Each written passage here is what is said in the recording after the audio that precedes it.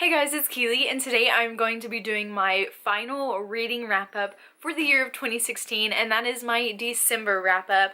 I had an okay month.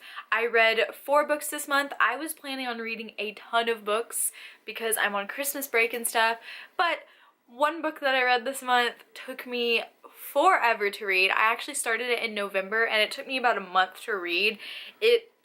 I'll talk about it in a little bit, but it put me in a slump, and so I'm actually really surprised I read 4 books.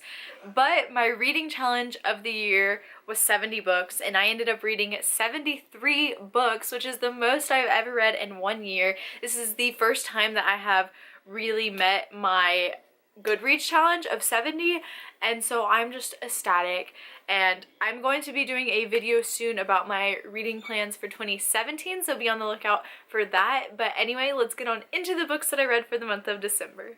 The first book I completed in the month of December was Another Day by David Levithan, and this is the sequel companion to Every Day, and I actually liked this one a smidge more than the first one, but this is the exact same story as Every Day. It's just told from another character's point of view, and I think the reason I liked this one more is because I liked the point of view more of this person, because this story is about a being called A, and they wake up in a different body every single day, whether it's a boy or a girl. And one day they wake up in this boy's body named Justin. And Justin is dating this girl named Rhiannon. And A falls in love with Rhiannon, and every day they try to get back to Rhiannon. And so the first book follows A's point of view, and this book follows Rhiannon's point of view. And this one was just a lot more interesting to me because we followed Rhiannon, who was completely unaware of the situation and who had no idea, like had never heard of waking up in a different body every day, whereas in the first one we followed someone who knew about it, and it was just fun kind of discovering it with her. So yeah, I gave this one 4 out of 5 stars. The next book I finished was The Cuckoos Calling by Robert Galbraith, aka J.K. Rowling. And this, unfortunately, is the book that took me about a month to read, and it's the book that put me in a reading slump, but I finished it. I read this because it is one of my required reading books for one of my London classes that I'm taking, and this one is an adult book, and so that's probably why I didn't like it as much.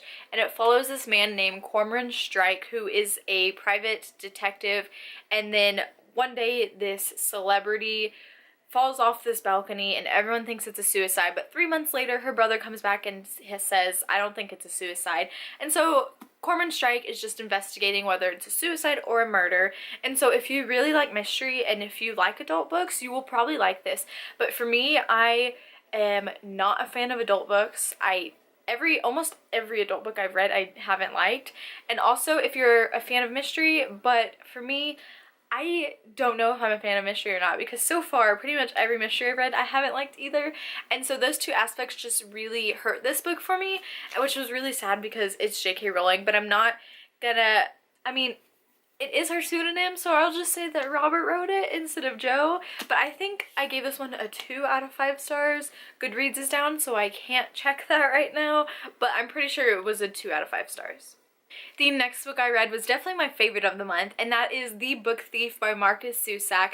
I finally read this book. This is a super highly acclaimed, super hyped book all over the world, not just on BookTube, and it is set in World War II Nazi Germany and follows this young girl, Liesel Meminger, as she kind of just lives in this world. And what's really cool about this book is it is narrated by death, which is just a whole another aspect that I have never even seen or heard of before. And I just really love this book because Nazi Germany really fascinates me. I know it's super terrible, but I just am completely flabbergasted at the fact that this happened, and it was just absolutely heart-wrenching. And I'm actually going to do a full review of it. I know I'm going to be doing a review, crazy, but I will upload that sometime in January.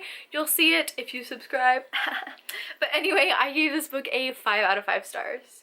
And the final book I read in the month of December was A Christmas Carol by Charles Dickens. This is the Puffin Classics edition. It's very beautiful, and I read this because it is also on my required reading list for my London class, and it is very short. If you don't know A Christmas Carol, it's a timeless classic. It follows this man named Ebenezer Scrooge who hates merriness and happiness and Christmas, and like he just doesn't want any part of it. And then something happens and this ghost tells him that 3 other spirits are going to be coming to him. So the 3 spirits that come to him are Christmas past, Christmas present, and Christmas future, and it shows him his life, and it really changes this man's point of view, which is really cool. I gave this one 3 out of 5 stars. I love the story. I'm thinking actually that I'm gonna like the movie more once I watch it. I loved the story, but Charles Dickens' writing is just, some classics are very hard for me to get into, and so it was one of those where I would read a page and then have to reread it because I like zoned out. But I love the story, 3 out of 5 stars, it was good. So these are all the books that I read in the month of December. Let me know down below what your favorite book of the month was. And thank you so much for watching. I hope you have a happy new year, and my social media links will be down below as always, and I will see you next time. Bye!